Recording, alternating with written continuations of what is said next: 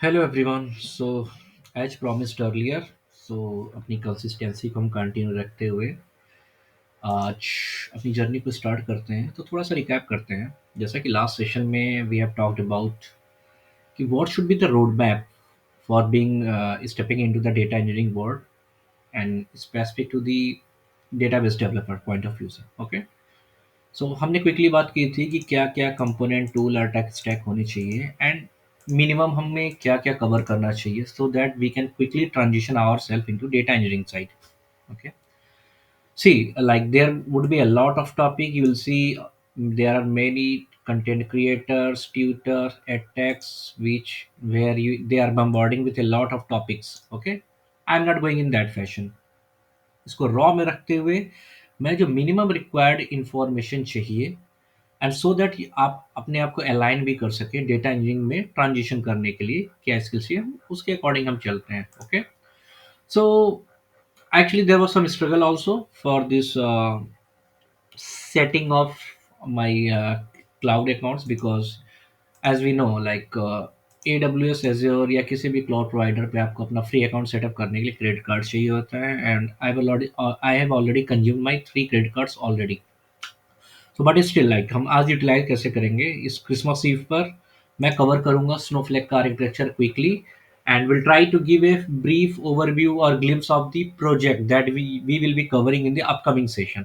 Okay, so Snowflake की बात करते हैं। ठीक है, सो अगर आप स्नोफ्लेक की वेबसाइट पे चलेंगे, ओके, सो स्नोफ्लेक में, okay, so basically this is the main architecture. Okay, so हम ट्राई करेंगे इस आर्किटेक्चर को डिस्कस करने का एंड देखते हैं how it goes. Okay, so basically there are three key service layer into the snowflake. One important thing guys, snowflake, it's not like जैसे और सॉफ्टवेयर्स में होता है जनरली कि it is built on this database और something like that and that database, but नहीं, ये जो स्नोफ्लेक डेटा प्लेटफॉर्म है ये किसी भी एग्जिस्टिंग डेटाबेस टेक्नोलॉजी पे नहीं बना है। I am again saying it is not built on any existing database technology. Okay, so सबसे important, it's a completely new innovation. Okay, हम देखेंगे आगे आने वाले सेशंस में क्या ऐसी चीजें हैं।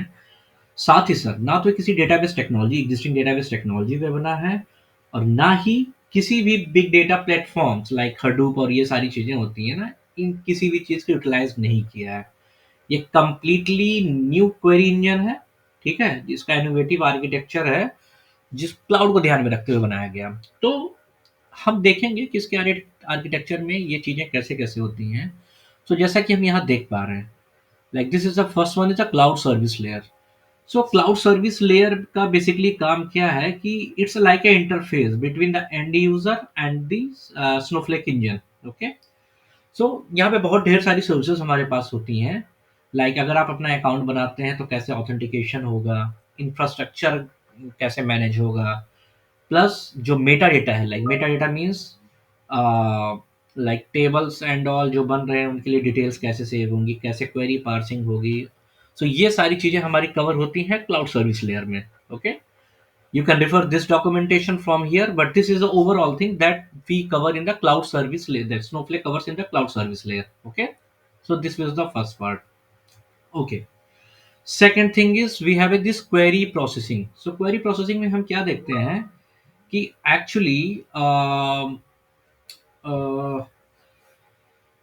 जो क्वेरी हमारी एग्जीक्यूट होती है, ठीक है, वो हमारी यहाँ पे इस प्रोसेसिंग लेयर में एग्जीक्यूट होती है। ठीक है, सो यहाँ पे क्या है, हमारे पास छोटे छोटे वर्चुअल हाउस है, लाइक छोटे छोटे मीन्स लाइक हमारे पास कंप्यूट पार्ट मेनली जो है स्नोफ्लेक का। ठीक है, आने वाले सेशंस में हम बात करेंगे कि स्नोफ्लेक डिफरेंट भी कैसे है। जैसे चलिए मैं थोड़ा सा डिस्कस करता हूँ। जैसे हमारे वर्कल में क्या होता है, तो हमारे पास एक सिस्टम पे वहाँ पे हमारा कंप्यूटेशन भी होता है, दैट मीन्स हमारे पास कैलकुलेशन जो भी प्रोसेसिंग होती है, लाइक पीएल सिक्वल भी इंजन भी होता है, और वहीं पे हमारी डेटा फाइल्स टेबल सब कुछ वहीं स्टोर रहते हैं। लेकिन नहीं, टेबल हमारे स्नोफ्लेक में क्या होता है, दो चीजें हो गई, कंप्यूट और स्टोरेज। ठीक है, so we have compute and storage, ये दोनों सेपरेट चीजें हैं। ठीक है, कैसे सेपरेट चीजें हैं वो भी देखते हैं। सो स्नोफ्लेक मैनेज करते हैं इस कंप्यूट पार्ट को। इसी कंप्यूट पार्ट को, इंजन्स को हम कहते हैं वर्चुअल वेयर हाउसेस। तो बेसिकली वर्चुअल वेयर हाउसेस क्या है, लाइक ये हमारे एक क्लस्टर मशीन्स होती हैं, ठीक है, जिसमें बहुत सारे कंप्यूट नोड्स होते हैं, ठीक है, जो कि स्नोफ्लेक जिनकी हेल्प से हमारे सारे टास्क को करता जाता है, ठीक है। तो साथ ही साथ जितने ही ये हमारे कंप्यूट क्लस्टर्स हैं यहाँ पे या वर्चुअल वेयर हाउस हैं, ठीक है, ये सारे इंडिपेंडेंट होते हैं। तो वो आपस में ऐसा नहीं कि अपना कंप्यूटेशन कैपेबिलिटी को शेयर करते हैं दूसरे वेयर हाउसेस, नहीं। लाइक अगर ये हमारा एक कंप्यूट इंजन है वर्चुअल वेयर हाउस और ये है, तो ये कुछ भी रिसोर्स आपस में शेयर नहीं करते, ठीक है। ये सारे सारे इंडिपेंडेंट वर्क करते हैं, ठीक है। तो इससे क्या होगा कि परफॉर्मेंस का इम्पैक्ट नहीं पड़ेगा। लाइक कभी एक कंप्यूट नोड पे या वर्चुअल वेयर हाउस पे लोड ज़्यादा हो गया तो दूसरे पे फ़र्क पड़े, नहीं, ऐसा कुछ भी नहीं है, ठीक है। सो ये होता है। साथ ही साथ वन मोर थिंग कि इसमें ढेर सारे कंप्यूट नोड होते हैं। Like just for a box we are saying एक वर्चुअल वेयर हाउस बोल बोल दिया गया, लेकिन नहीं, बिहाइंड द सीन बहुत ढेर सारे कंप्यूट नोड्स होते हैं जो हमारा क्लाउड प्रोवाइडर करता है, ठीक है। इन समरी अभी के लिए समझने के लिए इतना सफिशिएंट है। अगला पार्ट आता है हमारा डेटाबेस स्टोरेज लेयर, ठीक है। सो डेटाबेस स्टोरेज लेयर में क्या होता है कि जब भी कोई डेटा हम स्नोफ्लेक में लोड करते हैं तो स्नोफ्लेक क्या करता है, it reorganize that data, like उस डेटा को ऑर्गेनाइज करके छोटे छोटे ऑप्टिमाइज एंड कॉम्प्रेस फॉर्म में डेटा को रखता है, ठीक है। एंड इनको वो स्टोर करता है, कहाँ पे स्टोर करता है, क्लाउड स्टोरेज में। जो हम यहाँ बात कर रहे थे कि स्टोरेज और कंप्यूट ये दोनों अलग अलग चीजें यहाँ पे है ना। तो ये देख लें कि स्नोफ्लेक अपने पास इस डेटा को स्टोर नहीं करता है। वो हमारे पास एक जो लाइक AWS एज्योर किसी सर्विस प्रोवाइडर को हमने यूज किया, तो वहां पे इन चीजों को रखता है, ठीक है। ठीक है। तो ये काफ़ी इंपॉर्टेंट पार्ट हो जाता है इंटरव्यू पॉइंट ऑफ व्यू से। लाइक कोई भी पूछ सकता है कि how Snowflake is different from other data warehouses. तो आप बोल सकते हैं it has a separate compute and storage strategies, ठीक है। ओके, अब आते हैं अगले पॉइंट पे, ठीक है। सो यहाँ होता क्या है कि ये बहुत इंपॉर्टेंट हो जाता है कि डेटा स्टोर कैसे हो रहा है, ठीक है। डेटा स्टोर कैसे हो रहा है, लाइक उनका फाइल साइज क्या है, स्ट्रक्चर क्या है, कंप्रेशन क्या है, ठीक है। उनकी मेटा डेटा कैसे स्टोर, मेटा डेटा कहाँ पे स्टोर होगी, कैसे होगी, ऑल तो एडमिन रिलेटेड चीज़ है, लेकिन आपको ये जानना जरूरी है। तो ये सारे एस्पेक्ट को स्नोफ्लेक मैनेज करता है, ठीक है। और वन मोर थिंग, जैसे कि हम दूसरे डेटाबेस में देख पाते हैं, लाइक अगर मैं ओरेकल डेटाबेस की बात करूँ, आप लोग काम करते हैं सिक्वल सर्वर में, ठीक है। सो आप डायरेक्टली क्या कर सकते हैं, as a customer, as a end user आप जाके उसको एक्सेस कर सकते हैं, ठीक है। लाइक जो भी वहाँ पे ऑब्जेक्ट हमने अपने डेटा फाइल्स ले लिए उन सबको एक्सेस करते हैं, लेकिन स्नोफ्लेक के केस में ऐसा नहीं है, ठीक है।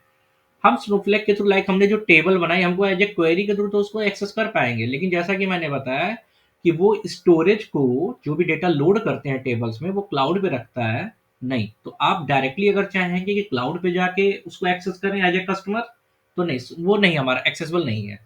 इसीलिए ये सिक्योरिटी भी है, प्लस ये कंट्रोल भी करता है कि नहीं, आप उसको एक्सेस नहीं कर सकते, ठीक है। ये एडमिन और सिक्योरिटी रिलेटेड चीज़ें बाद में आती रहेंगी, तो हम देखेंगे उसमें और क्या सारी चीज़ें हैं। तो हमने क्या सीखा यहाँ पे, अ, इसके आर्किटेक्चर में 3 मेजर कंपोनेंट है, cloud, query processing, database storage. हमने बात की क्लाउड सर्विस लेयर पे क्या-क्या चीज़ें हैं, लाइक वो इंफ्रास्ट्रक्चर को मैनेज करना या मेटा डेटा टेबल के मेटा डेटा को मैनेज करना, सिक्योरिटी को मैनेज करना, ऑथेंटिकेशन, ठीक है, वो क्लाउड सर्विस लेयर पे सारा काम हो जाएगा। क्वेरी प्रोसेसिंग में हमने बात की कि जो भी हम कंप्यूटेशन लाइक अपने स्टोर प्रोसीजर चलाएं या जो कोई भी क्वेरी एग्जीक्यूट कर रहे हैं, ठीक है। तो जैसे हमारे पास पीएल सिक्वल इंजन होता है वहाँ रन करता है, वैसे ही वो सारी चीज़ें वर्चुअल वेयर हाउसेज में चीज़ें रन करती हैं, ठीक है। वर्चुअल वेयर हाउस भी अपने आप में कंप्लीट टॉपिक है, उस पर भी हम आगे आने वाले सेशन में बात करेंगे। प्लस डेटाबेस स्टोरेज की बात की हमने कि वो क्या चीज़ कहाँ स्टोर करता है, ठीक है। सो ये हो गया हमारा आर्किटेक्चर से रिलेटेड चीज़ें। तो आप इस पेज को रेफर कर सकते हैं, स्नोफ्लेक के डॉक्यूमेंटेशन में यहाँ पे आपको ये सारी डिटेल्स मिलेंगे। So this was the first thing. Okay, okay.